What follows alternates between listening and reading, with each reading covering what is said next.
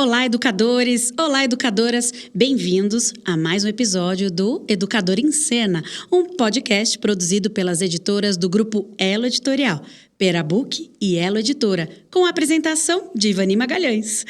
Hoje nós temos uma convidada muito especial e eu gostaria de convidar para conhecer. Vamos lá?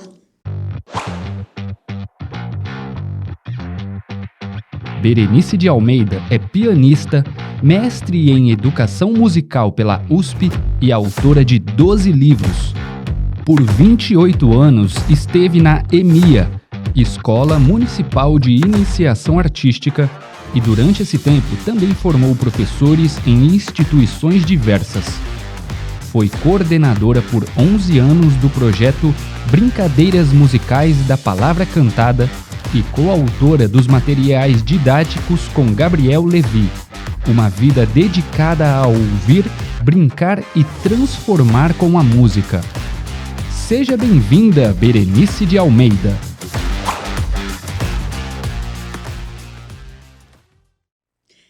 Olá, Berenice, bem-vinda. É uma alegria tê-la aqui no nosso programa. Tenho certeza que você vai trazer muitas contribuições para os educadores, em especial os educadores da educação infantil, com o tema Música na Educação Infantil. Seja muito bem-vinda. Obrigada, Ivani, pelo convite. Obrigada ao Grupo Elo Editorial.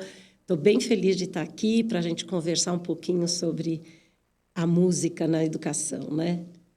Muito bom. Berenice, nós acabamos de ver aqui um pouquinho do seu currículo, mas eu tenho certeza que ali não tem nem sequer uma parte, né, dessa vasta experiência que você tem ao longo desses anos se dedicando a esse tema. Eu gostaria de te convidar a se apresentar de uma maneira um pouco mais completa. Conte para a nossa audiência quem é Berenice de Almeida. Tem muito mais coisa porque, né, eu já estou velhinha, então, né, mais de 40 anos aí na estrada, a gente tem muita história para contar, né? Eu acho que eu comecei com música muito cedo, assim, a estudar piano, né, como muita gente, na infância. E depois, naquela fase da gente decidir, eu fiquei muito em dúvida.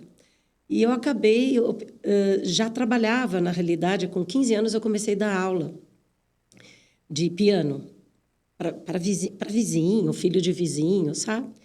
E aí a gente vai aprendendo, né? Vai aprendendo ali com o dia a dia. E depois, mais tarde, eu acabei fazendo música na USP, licenciatura, e fui trabalhando, né? Trabalhando. Eu acho que tem dois lugares, né, que foram fundamentais, eu acho, para a minha visão de música e de música na educação, que eu trabalhei na EMIA, que é essa Escola Municipal de Iniciação Artística, aqui de São Paulo, lá no Jabaquara, e eu trabalhei lá há 28 anos, e é uma escola com música, artes visuais, dança e teatro. E a gente dá aula juntos, né, os professores de áreas diferentes.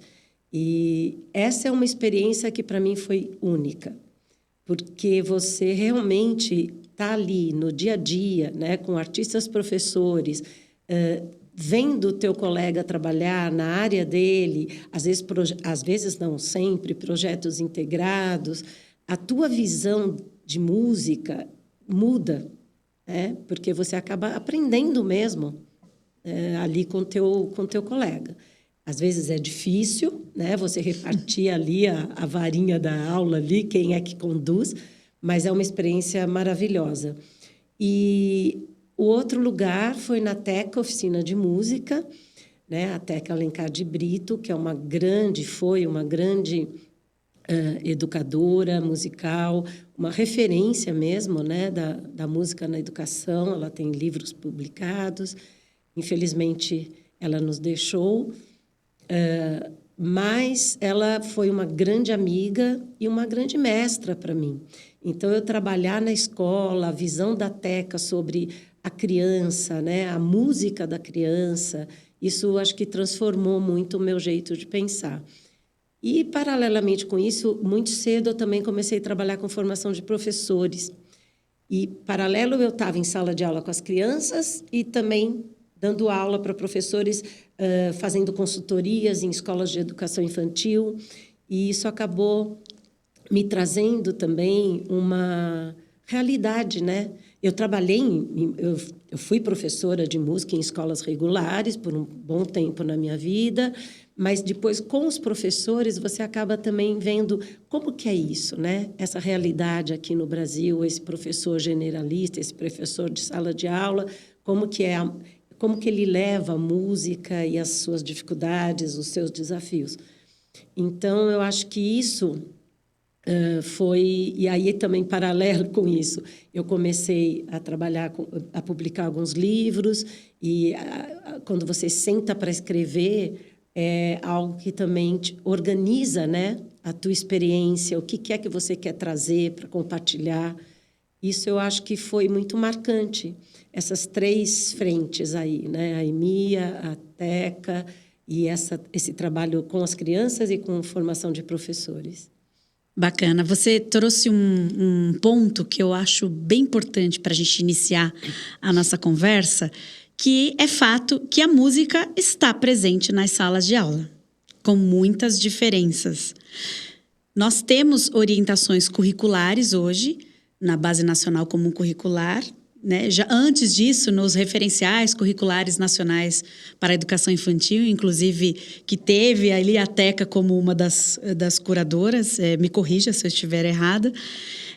Não, sim.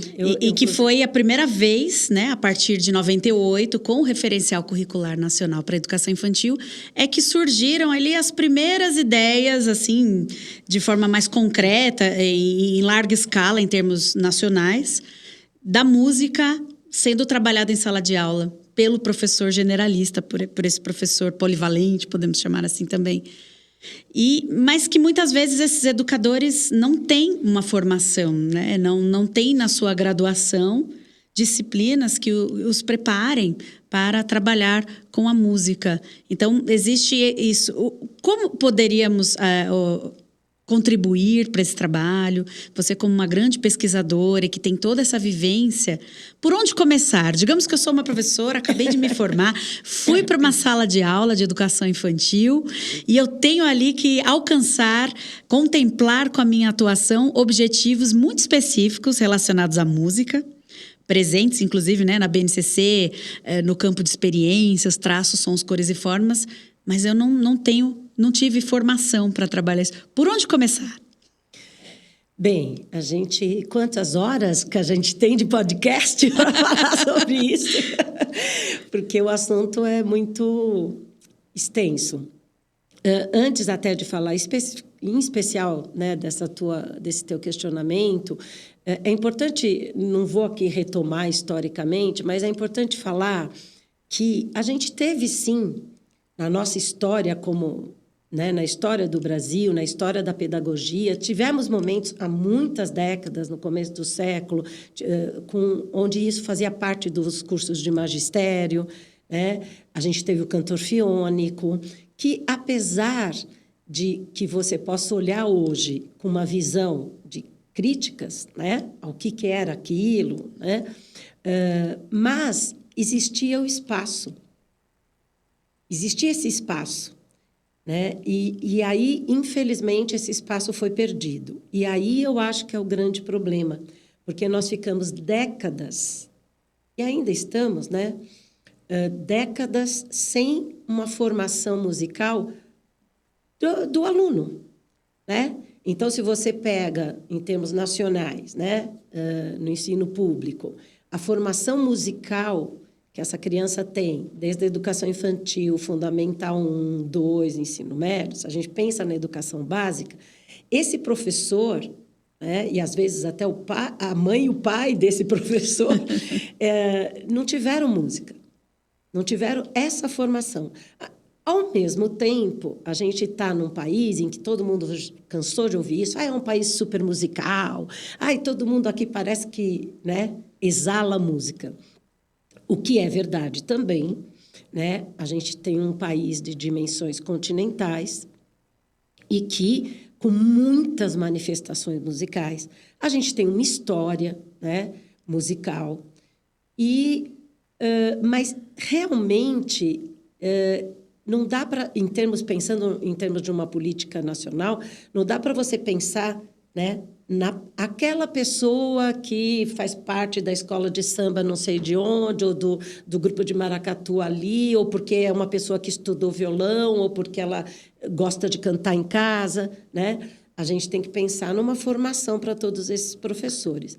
E aí a gente realmente se vê num momento, já infelizmente não é um momento pontual, porque ele vem de muito tempo, onde esses professores não têm nada de formação, e eles têm até, o que eu vejo da minha experiência em escolas de educação infantil ou fundamental, que eu fiz consultorias, né, ao longo da minha trajetória, eles têm até um certo receio, né? Então, esse professor, ele trabalha matemática, ele trabalha português, ele trabalha artes visuais, né, que antigamente se falava artes plásticas, ele até se aventura aí, mas na hora da música ele acaba ficando só ali em cantar, e olhe e quando canta, né? Então, mas que também não é culpa dele, porque realmente esse professor, ele tem dificuldade mesmo. E tem, paralelo com isso, tem uma outra questão, que é essa do palco, né? Então, as pessoas acham, né, que a música no palco é uma coisa, a música na escola e na educação... Do dia a dia é outra. Né? E as pessoas acabam confundindo um pouco isso e se sentem como se fossem grandes talentos, né? Assim, como se você precisasse ter grandes talentos para você atuar. E não é isso, você precisa de uma formação, você precisa de uma sensibilização. E aí, para esse professor, então, puxando um pouco aí agora, eu acho que a primeira coisa que eu falaria é que esse professor precisa, ele ter, num primeiro momento, a vontade, né? Ele precisa, não só a vontade, mas o compromisso, porque, né, ele está ali, ele está em sala de aula, e tá bom, ele não precisa ser matemático, né? Ele não precisa escrever livros de literatura, mas ele tem um conhecimento da linguagem. Então, ele próprio, ele precisa tentar começar a se sensibilizar para isso, né? E começar realmente, né, a trilhar esse caminho, procurar referenciais, né? Hoje a gente tem muita coisa, né? E na internet a gente tem muita coisa. Tem muita porcaria, infelizmente, é verdade, né? Mas até para isso, né? Ele começar a diferenciar o que realmente é só uma receitinha de bolo e o que ele pode tirar daquilo.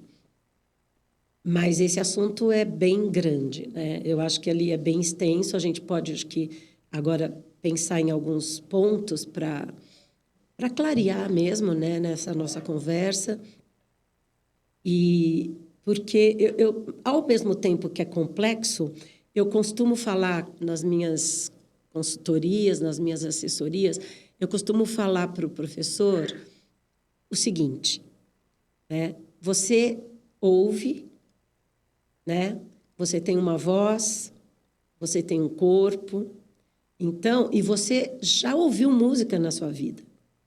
Então, alguma coisa, você tem um repertório, você pode não ter consciência desse repertório, mas você tem esse repertório, né? E aí você tem que começar, na realidade é isso, né? A gente ouve música, a gente faz música, né? A gente canta, a gente inventa ou a gente repete, né? A gente imita. E a gente dança também, a gente reage com o corpo, né? Corporalmente à música. Então, eu acho que são 3 pontos assim que você pode começar a pensar, né? O que eu posso fazer nessa parte da escuta, o que eu posso fazer nessa parte do produzir música, seja imitando ou inventando, o que eu posso fazer nessa outra parte mais sensorial, que é a reação corporal à música. Acho que são alguns campos que a gente pode detalhar um pouquinho. É bacana a gente pensar na música como uma linguagem, no caso nessa música do cotidiano. Entender que ela é um caminho potente para a criança construir conhecimento sobre si, sobre as coisas do mundo, sobre as relações com o outro, e que é uma linguagem presente na nossa vida sempre, e que pode ajudar a se expressar. E aí eu gostaria de te perguntar o seguinte: as atividades musicais, elas acontecem todo dia, então não é só cantar. Que atividades a gente poderia trazer num cotidiano, assim, pensando em fazer musical, em apreciar? Por quais caminhos a gente poderia trabalhar isso de uma maneira que não fique pesado para esse professor, que ele vai precisar pesquisar? Mas, e como pode ser divertido, porque é uma grande brincadeira, né? As crianças amam música, nós amamos música, mas em especial eu vejo bebês de fralda nas creches que escutam uma música e já estão lá balançando o bumbumzinho de fralda. E como envolver isso, né? Tem a questão do canto, né? Dos professores, tem professor que fala, eu não sei cantar. Né? O que a gente faz, né? Para esse, de fato, no dia a dia, ter essas atividades? Então, eu acho que assim, a gente pode ir por partes. Eu acho que primeiro a gente tem que pensar que essa linguagem, ela tem o som e o silêncio como a matéria-prima fundamental, né? Então, do mesmo jeito que você pensa em dança, você tem o corpo, no espaço, no tempo, você tem, se você espremer tudo, né? A música trabalha com sons, silêncios e sons. Ela articula sons no tempo. Isso eu acho que é uma grande pista para o professor, porque tem uma grande parte do trabalho que um músico, um educador musical, quando entra na sala de aula, ele se dedica a fazer, e se a gente pensar na educação infantil mais ainda, que é essa relação com o sonoro. Isso eu acho que o professor de sala, sem ser o professor especialista, se ele for sensibilizado a isso, ele tem mais condição de trabalhar nesse campo, de sensibilizar as crianças para o sonoro, do que o próprio especialista. Porque o especialista chega lá, né, num recorte do tempo. E esse professor está com a sala. Ele pode... Todo o tempo. Todo o tempo. Então, ele pode achar situações que, de repente, ele pinça e vai para esse campo, né? Como ele faz com as outras coisas. Então, vamos tentar falar bem praticamente, né? Você manusear o som. Então, isso que talvez seja um pouco difícil em música, porque a música, você não pega nela, né?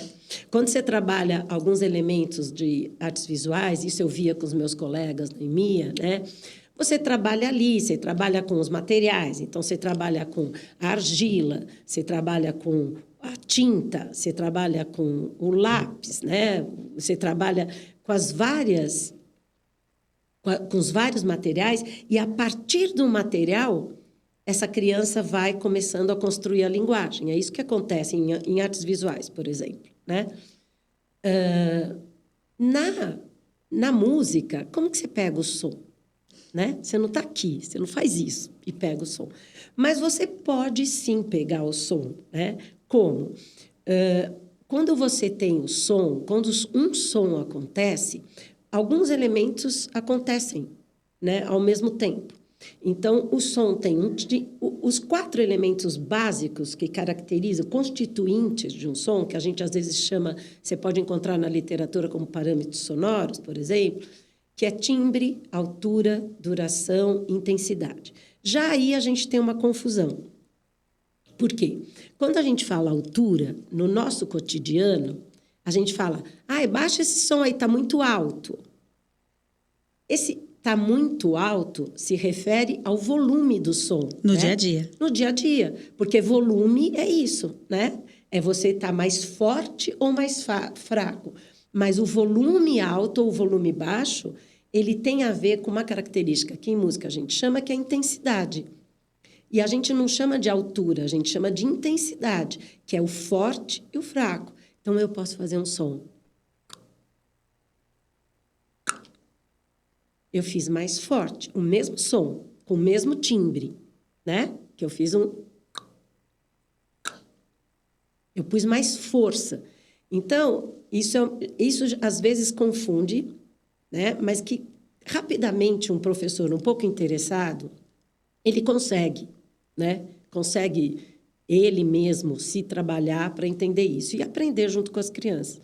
Então, você trabalhar os sons e entender e manusear esses elementos já é um super campo que você está sensibilizando a criança para esse mundo que ela já faz sozinha, né? A criança já faz isso. Ela já pega, ela já bate e percebe o som, né? Ela já bate na mesa com Elas talher. fazem pesquisas sonoras. Elas já fazem pesquisas sonoras. Então, você, além de você aproveitar momentos que acontecem naturalmente no dia a dia da escola. No brincar livre. E você, de repente, puxar, como você também pensar atividades específicas para isso. Com os cotidiáfonos, né? Que a gente costuma falar, que é você trabalhar com objetos do cotidiano. Né? Então, se você pega... Isso é a intensidade. Se você vai pensar no timbre, é como eu falei, eu fiz o mesmo timbre. Se você fecha os olhos, né? E eu vou fazer um som aqui, né? Mesmo de olhos fechados, você vai ouvir que é uma palma. Por quê? Porque no teu repertório, você já ouviu esse som e alguém já te falou que é uma palma. Né? Mas o que te faz perceber? Tudo acontece junto, esses elementos, mas o timbre é o que mais aparece, né? Para você ouvir, para você reconhecer a voz de uma pessoa que você conhece, né? Então, esse é o timbre. Eu costumo falar que é a digital do som. E aí você tem a altura, que em música a gente chama de altura, mas que tem a ver com grave e agudo, que a gente às vezes usa a palavra fino, um som fino e um som grosso, né? Então, se a gente pensa e fala muito grave, poxa, a gente fala muito agudo, né? Então, às vezes, são elementos diferentes e você pega dois objetos, uma palma mesmo. Se eu faço isso, ou faço isso, elas têm timbres diferentes e têm alturas diferentes. Essa é mais grave, essa é mais aguda, é mais fino, né? E tem a duração também, sons longos, sons curtos. Então, já aí, o professor já tem um mundo de que é pesquisa sonora, explorar objetos, comparar, né? Então, explorar, comparar, classificar quanto a um elemento ou outro elemento, ou contra o próprio material, que às vezes influi no timbre, se é de vidro, se é de metal, se é de papel, se é de plástico, né? Então, esse é um mundo sonoro que o professor que não tem uma formação musical, se ele se sensibilizar, se ele pesquisar, se vamos dizer, pelo menos dar aí ali uma estudadinha, né? Ele vai conseguir, né? Sons dos animais, sons dos objetos do cotidiano, sons da natureza. Sons da natureza e sons de instrumentos. Então, de repente, se a escola tem, né? Mas é possível apresentar os instrumentos para as crianças mesmo que eu não saiba tocar nada, né? Hoje, com recursos tecnológicos. Não, se a escola tem pequenos instrumentos, né? Infelizmente, a gente tem também alguns problemas, que é a qualidade. Infelizmente, muitas escolas têm instrumentos para bandinha, né? Assim, mas com uma qualidade sonora ruim. Né? Isso não é... Às vezes é um pouco...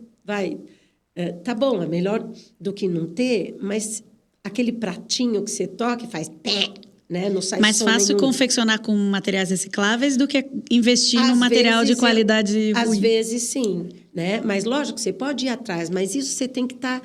Assim, às vezes você vai numa loja e vê um brinquedinho, né? Um sapinho desses, um sino, sabe aqueles sinos que tem em loja esotérica, sinos de vento. Então, você mesmo como professor vai colecionando certos objetos sonoros, né? Que você percebe que tem uma qualidade sonora interessante. E se a escola tem instrumentos, mesmo você não sabendo tocar, né? Esse mundo do pesquisar né? Tocar de um jeito, tocar de outro, passar na roda, ver, o outro tocou desse jeito, o outro tocou outro. Vamos ver a diferença de som? Quer dizer, você tem condição de estar montando algumas aulas, né, com esse foco. Isso a gente falou uma coisa, né? Que é esse mundo sonoro, que é manusear o som, eu costumo falar, né? Que é você manusear o som. E que você faz isso nas outras, né? A gente não faz isso em artes visuais, na educação infantil, por exemplo. Você não manuseia argila, você não manuseia tinta, você não manuseia materiais. Então, é você transpor essa mesma lógica, essa mesma proposta para a área dessa parte sonora, vamos dizer. Possibilitar uma exploração criativa desses materiais. Isso. As crianças matam a curiosidade, experimentam, exploram, pesquisam e depois nós vamos organizando isso com eles. Eles perceberem diferença entre barulho e então, música. Aí qual que é o problema, né? O problema que eu acho que assusta todo mundo é realmente que música faz barulho, né? Muito mais do que papel e tinta, né? Ou outra coisa. Eu acho que isso a gente tem que começar a mudar um pouco, né? As percepções na escola. Tem que começar assim, lógico, você põe 30 crianças numa classe, ou 20, e um instrumento em cada mão, talvez você possa fazer isso uma vez, né? Mas você vai ter que ter alguma estratégia para conseguir frear isso aí. Porque senão, tem criança que vai chorar, se a gente pensar na educação infantil, né? Vai estar muita confusão. Então, existem uma série de estratégias de exploração que você pode ter, né? Que é explorar, sim. Então, de repente, ou se você tem a possibilidade de pequenos grupinhos, né? Os tais cantos. Se, de repente, um cantinho ali é da exploração de alguns objetos, nunca pôr direto 20, 30, porque aí como que você vai lidar com isso, né? Então, existem, sim, estratégias para a gente fazer isso. E uma coisa que você falou muito bem é que é muito importante você explorar, pesquisar, comparar, classificar, mas, de repente, organizar com algum produto sonoro. Seja uma sonorização de uma história em que você aproveita aqueles objetos sonoros que você explorou, né? Você vai contar uma pequena história que você já pensou que, de repente, um ou outro instrumento sejam interessantes, e aí você vai propor junto com as crianças, né? Aqui, para esse som, está chovendo, que instrumento será que a gente vai pôr aqui que tem a ver? Então, seja uma sonorização de história, seja... A Teca tinha ela tem, inclusive, um livro muito legal, foi o último livro que ela publicou, que tem jogos de improvisação, onde você faz o sinal vermelho, o sinal verde. Então, até para essa coisa de som, silêncio, né? Então, você combina mesmo. Cada criança com uma coisa, só que aí o vermelho para, o verde toca. E aí você pode ir incrementando isso. Se eu faço isso ou isso, se eu quero mais fraquinho, né? Eu faço isso aqui mais fraco. Eu posso dar vermelho para um tanto de criança e verde para outra. Posso trocar. Você, te ouvindo, né, com a sua fala, me vieram algumas memórias dos meus tempos como professora na educação infantil. E eu fazia muita exploração com eles, e eu tinha um combinado. Quando estavam todos explorando, o combinado era, se eu levantar a mão, todo mundo para. Então, acabava que era um exercício também de atenção, de socialização importante, porque eles né, têm essa coisa de esperar o momento. Então, agora vocês que estão com o chocalho. Uhum. Agora, eu levantei a mão. Agora vocês que estão com o tambor. Nós íamos alternando de sacudir, de bater. E isso, né? Eu, uma professora leiga em música, mas que conseguia fazer ali algumas experiências com as crianças muito potentes. Eu me lembro muito desse código que nós tínhamos, que era um combinado. E você estava organizando sonoramente aquela massa de sons. Né? E música nada mais é que organização sonora, né? No tempo. Então, assim, se a gente espremer, né, em termos de essência, então você vai trabalhando com alguns princípios, né, e que se aproxima muito mais, às vezes, do fazer musical da primeira infância, por exemplo. A criança está fazendo música, porque ela faz música de um outro jeito, que não é esse. Ela canta, sim, lógico que ela canta, ela ouve música. Elas falam cantando, é muito bonitinho. Elas falam cantando, mas elas também, para elas, se elas sentam num instrumento, num piano, e estão lá, ou num violão e fazem isso, aquilo é música para elas. Para vez para um adulto falar, ela está fazendo barulho. Mas não, e se você reparar, às vezes ela explora e ela organiza aquilo, às vezes ela repete pequenos motivos. Sabe que eu lembro muito bem de um aluno, a gente estava na EMEA, eu estava com um grupo de 5 anos, e tal, não sei o quê. Aí, no fim da aula, estava uma coisa assim mais livre, cada um tinha uns livrinhos, o pessoal estava mais livre, e tinha, lá na EMEA, a gente tinha um piano na sala, e os alunos sempre iam lá um pouco brincar no piano e tal, né? E aí, o Gabriel, ele foi, e aí fizemos uma fila, porque cada um brincava, só que ele começou a tocar no piano, quando você toca aqui do lado esquerdo, é o som bem grave, né? Do lado direito é o som bem agudo.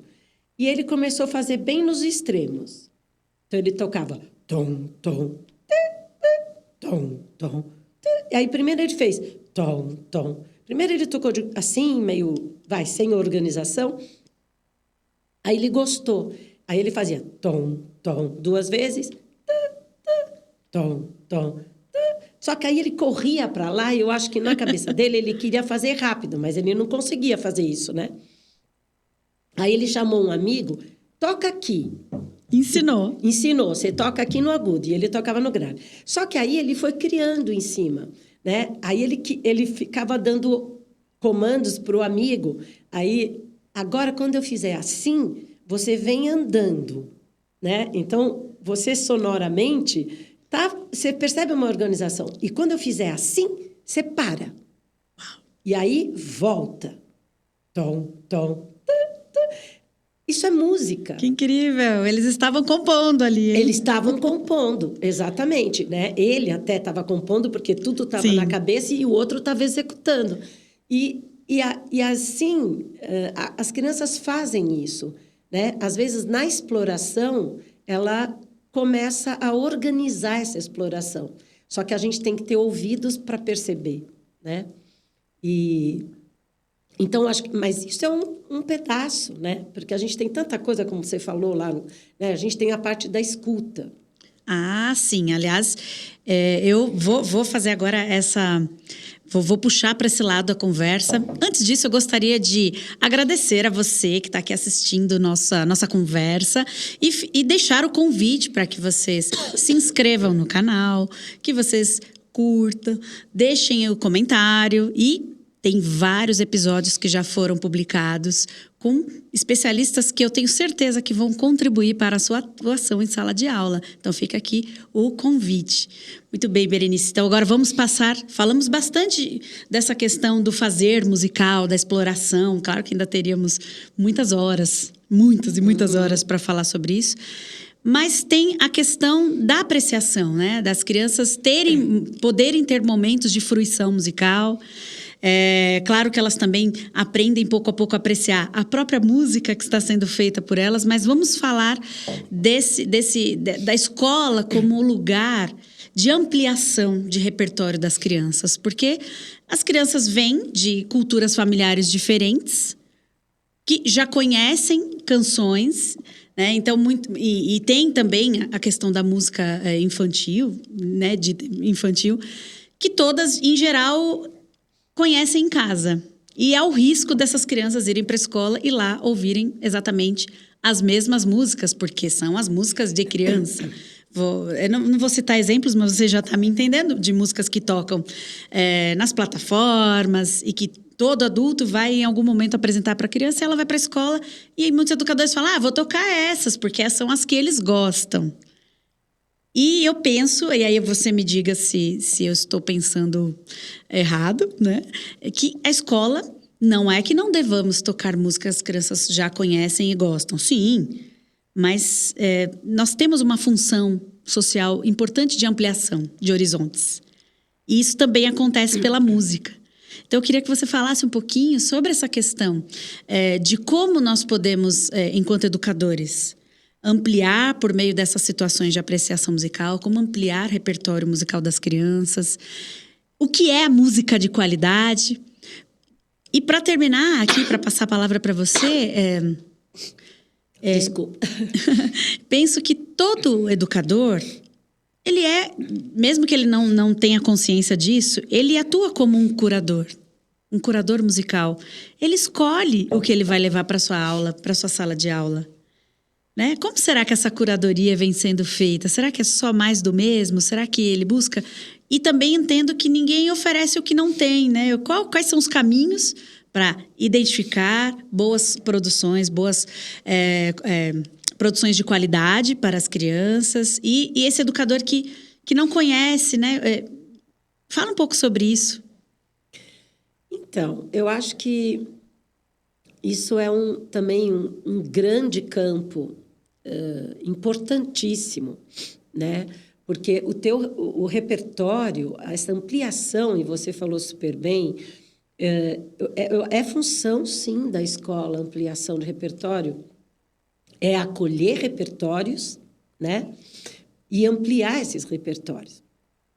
Então, eu acho, sim, que essa é uma grande função da escola. E aí a gente cai também, infelizmente, um certo vazio que a gente tem mesmo, porque de muitas décadas, onde os professores, isso na minha relação de formação de professores, né, eu percebo isso. Os professores, eles próprios, muita gente, né, lógico que não é todo mundo, mas eles próprios têm um repertório muito pequeno, né? E aí não é aquilo que você gosta ou não, né? Então, o que eu sempre falo para os professores, não é aquela música que você vai pôr no carro para você ouvir, né? É, sim, a tua função. Lógico que quanto mais rico você é, em termos, quanto o teu repertório mais rico, mais amplo... Musicalmente falando, mais você tem condição de trazer coisas, né? Mas você pode começar devagar, né? Eu acho que é isso. Então, essa é uma questão, porque o que a gente vê é a repetição do que se toca, né? E, às vezes... não, mas existe toda uma fala e que eu acho que é muito...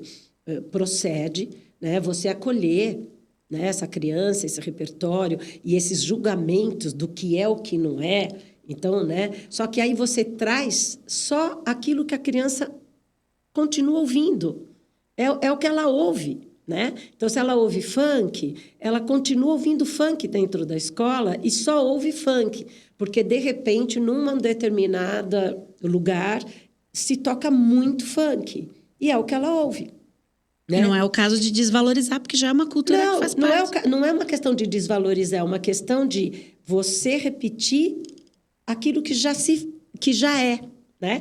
Então, ninguém está falando que não pode se ouvir, não, mas o que mais existe? Né? E aí, se a gente pensa nessa riqueza musical do Brasil, então não precisa nem... Né? A gente tem aqui muitas manifestações musicais. O que a gente conhece disso? Né? Já com grandes diferenças entre regiões, mas não só, né? Se a gente pensa, então, em São Paulo, né, que você junta aí o mundo aqui dentro, mas não só, hoje com a internet, né? Essa possibilidade que não tinha tempos atrás, você pode pôr lá, né? Sei lá, eu tenho uma criança que tem... Você pode começar, às vezes, pelas próprias crianças, né? Eu gostava muito de um trabalho que eu fazia, que era das famílias, né? De onde vieram os pais, né? Ou os avós. E aí, de repente, você pode começar por aí, né? De onde vieram esses pais e os avós? Dentro do Brasil e fora, né? Então, eu lembro também de um... Eu fiz isso vários anos, mas teve um ano em especial que foi muito forte, que a gente fez uma pesquisa com as crianças, né, dos pais, quem era de São Paulo, porque eu moro em São Paulo, né, e Mia em São Paulo, Então, quem que era de São Paulo, quem os pais vieram de outros lugares. E aí a gente tinha, inclusive, um menino que nasceu no Japão, né? E mesmo que não seja do Japão, a gente tem, né, descendentes de japoneses aqui. Tinha internamente, então a gente tinha gente que veio do Nordeste, Pernambuco, Alagoas, naquela época. A gente tinha uma criança que a avó era do Sul. E a gente tinha a criança também que os avós eram de Mato Grosso. A gente tinha uma criança árabe, né, que os pais vieram do Líbano. E aí a gente começou a trabalhar um pouco isso, né? E aí o projeto se estendeu, tudo.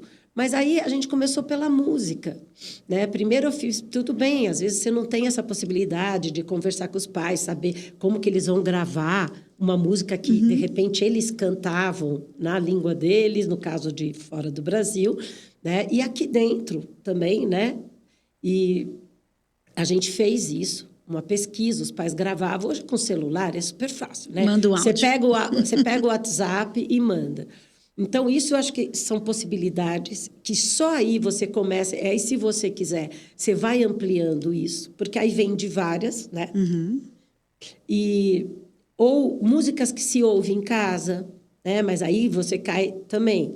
É importante o professor saber o que ele vai... O que é adequado. O que é adequado, porque não. Às vezes também só vem uma coisa. Aí vocês vão ficar... Porque se você ouvir de uma criança, você tem que ouvir de todo mundo. E aí você vai ficar ouvindo o mesmo tipo de música 20 vezes. Porque 20 crianças trouxeram um repertório mais limitado. Mas é interessante porque você aproveita para trabalhar a identidade, né? Porque a música faz parte de quem ela é. E aí eu acho que assim, essa coisa da ascendência, né? De quem são seus avós, da onde vieram seus avós, né?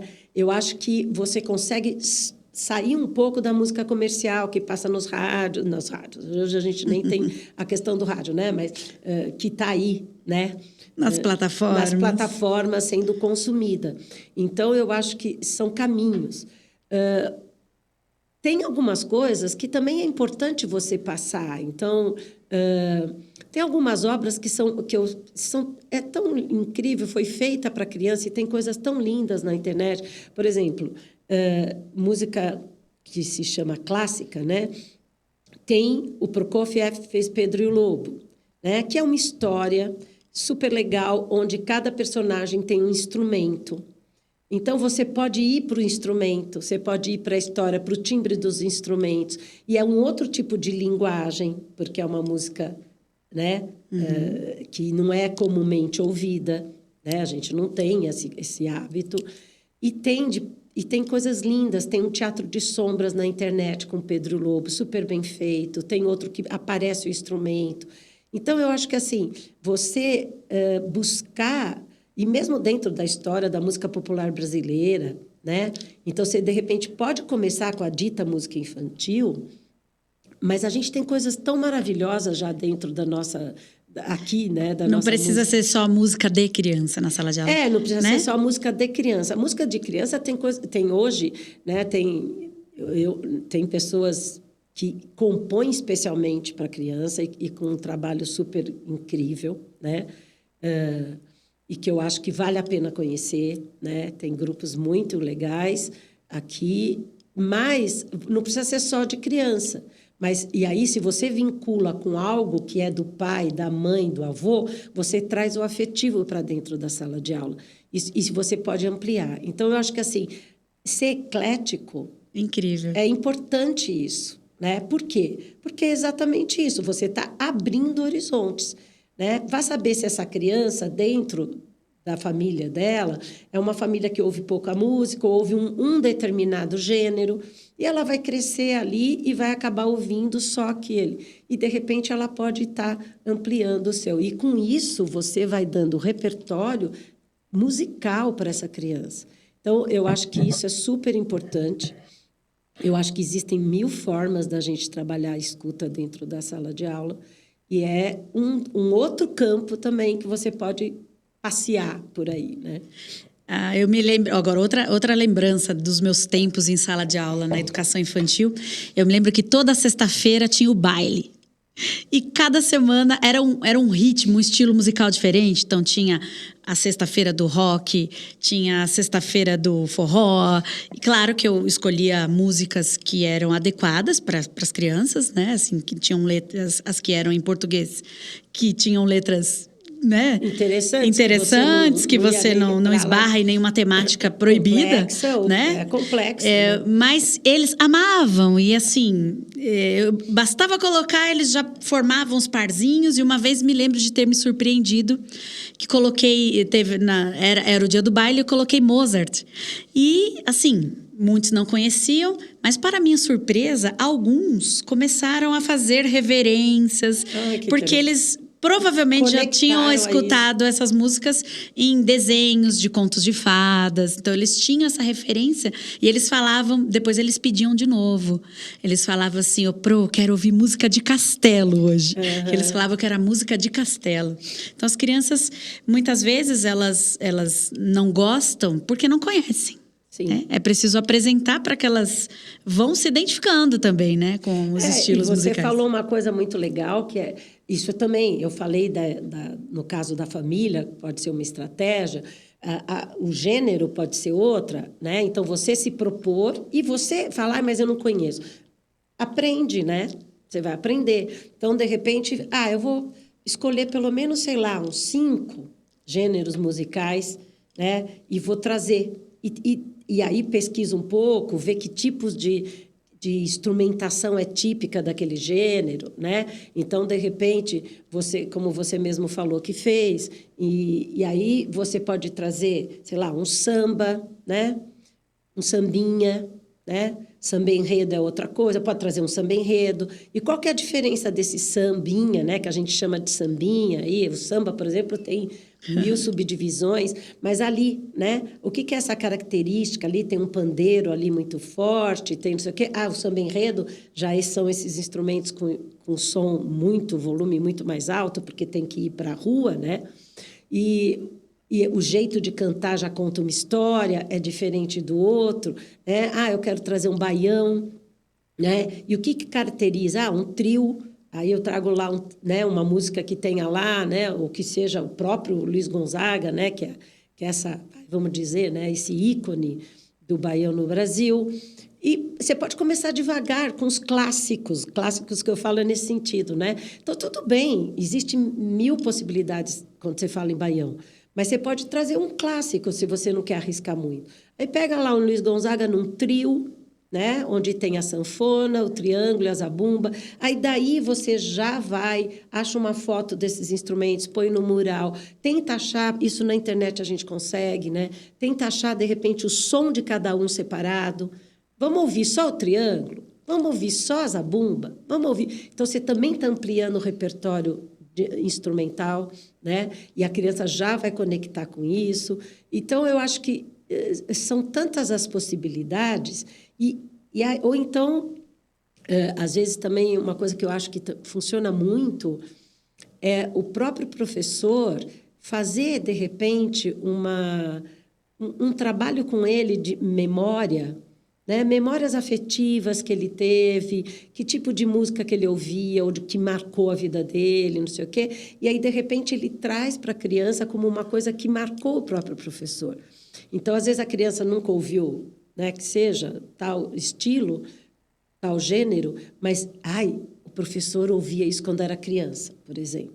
Então, são muitas formas, mas eu acho que a apreciação musical é algo que o professor pode fazer, né? Tendo lá um sonzinho, né? Ele precisa disso, mas hoje com o celular também você tem aplicativos. Tem aplicativos, né? Você consegue conectar junto no Bluetooth ali, numa caixinha de som. É coisas que às vezes não é tão complexo, né?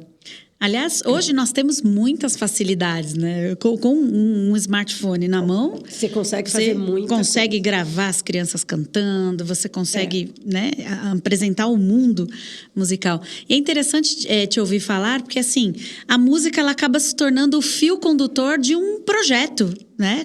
Você parte ali de uma canção... E que você vai conectando também com elementos do currículo, com temáticas... e acaba se tornando um grande projeto, porque pensando na educação infantil, o quanto muitas vezes nós podemos ter uma música, um determinado gênero como um guarda-chuva, e a partir daí explorar todos os campos de experiências, né? Você vai lá, né, para escuta, fala, pensamento, imaginação, vai para o traço, sons, cores e formas, enfim, vai para todos os campos de experiências, porque a música, ela possibilita essas múltiplas conexões, né? Eu acho uma coisa bem legal que você está falando, que aí a gente entra também no outro campo, né? Que é essa questão do cantar, né? Mas a gente canta, a gente sempre canta. E aí, eu acho que, por exemplo, a canção... eu gosto muito desses pequenos projetinhos, assim, em cima da própria canção, porque a canção, ela é um grande potencial, né? De repente, você escolher uma canção, e aí eu acho que a escolha do professor... uma coisa é o que ele canta sempre, tá?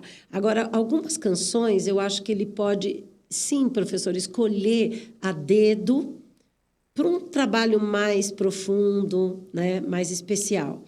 E aí, assim, eu acho importante, presta atenção no arranjo dessa canção.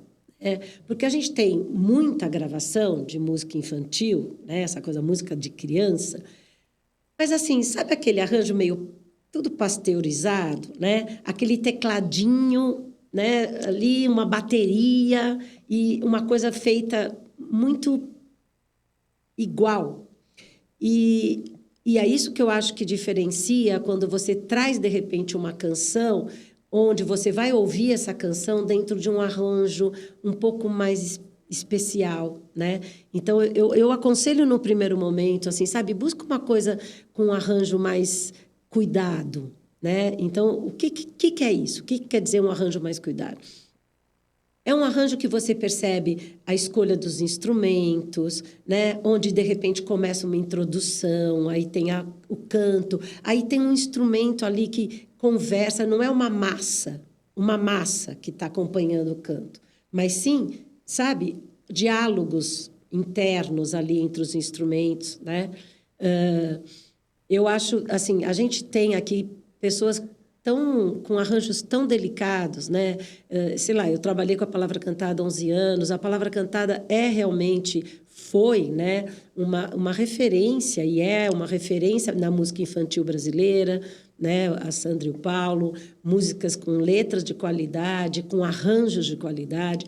Mas, a partir deles, surgiram muitas outras. O Hélio. Né? Tem o Hélio Ziskind, você tem a Cris Barulins, que é maravilhosa, que hoje compõe para crianças e canta músicas outras, né? Você tem grupos, o Tiqueque, você tem o Grupo Tri, Trupe-Trupé.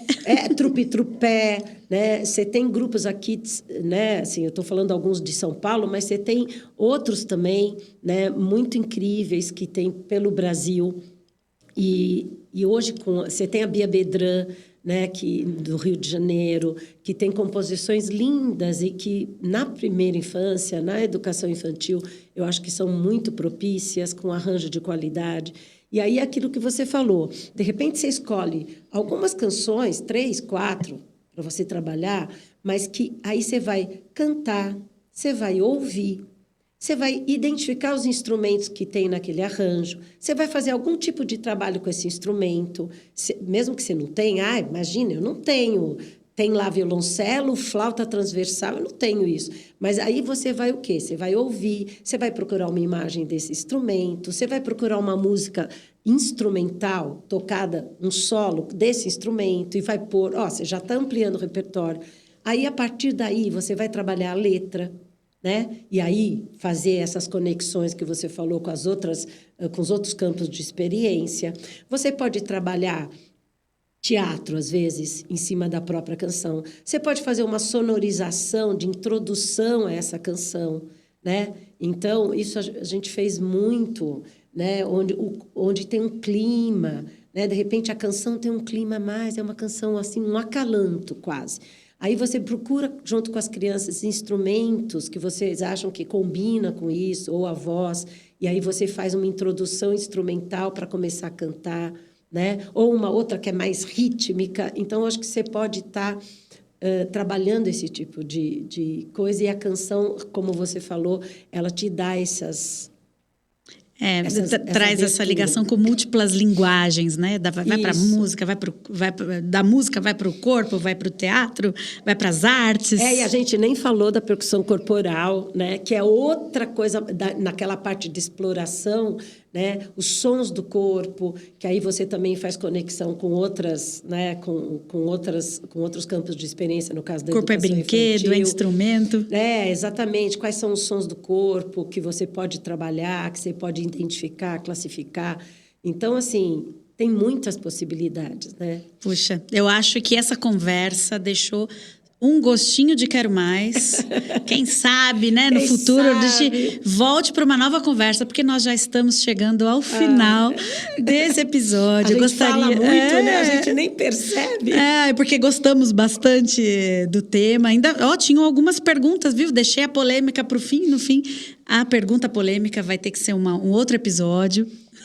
Que diz respeito às cantigas de roda. Algumas estão sendo colocadas na fogueira, mas hoje nós falaremos disso. Vou deixar vocês pensando sobre isso. Que eu acho que é super importante a gente pensar. Eu tenho umas posições que eu não sei se vão ser polêmicas, mas eu acho importante se pensar nisso. Bom, mas pensem nisso e em breve, quem sabe, voltamos para uma nova conversa e aí vamos explorar esse outro lado aí da música na educação infantil. Eu gostaria de agradecer a cada uma que esteve conosco até agora, acompanhando essa conversa. Mais uma vez, fica o convite para que se inscrevam no canal, curtam esse vídeo, comentem, deixem suas sugestões para temas que são pertinentes ao seu trabalho como educador em sala de aula. Gostaria imensamente, em nome do Grupo Elo Editorial, de agradecer a você, Berenice de Almeida, por estar aqui conosco hoje nesse papo tão potente sobre música na educação infantil. Muito obrigada, Berenice. Obrigada a você, Ivani. É um tema que, assim, me encanta. Assim, eu acho que o resumo da minha trajetória profissional é o meu encantamento com as crianças, antes de mais nada, e com esse espaço da música, né, na relação com as crianças. Então, para mim, é sempre um grande prazer mesmo falar, compartilhar minhas experiências, né? Então, isso sempre fez parte. Eu acho que eu logo comecei a trabalhar com a formação de professores porque eu queria compartilhar aquilo que eu vivenciava com as crianças, depois escrever livros, porque também era uma outra forma de eu compartilhar, né, aquilo que eu vivi em sala de aula. E é sempre um prazer, estou aqui sempre aberta ao convite, agradeço Ivani, né, essa grande educadora, e ao Grupo Elo Editorial também, por esse convite, foi um grande prazer. É muito bom poder ouvir profissionais como você, apaixonados pelo que fazem, e eu penso que, sem dúvida, ouvir pessoas assim traz uma inspiração, uma energia que vai para a sala de aula e ajuda muita gente a fazer a diferença, assim como você faz. Assim que a gente Muito espera. Obrigada. Então, em nome da Perabook Editora e da Elo Editora, eu gostaria de agradecer mais uma vez. Muito obrigada, Berenice, e até a próxima, até um próximo episódio. Tchau, aqui tchau. no podcast Educador em Cena, lugar de boas conversas sobre temas ligados à educação e à literatura. Muito obrigada. Até a próxima.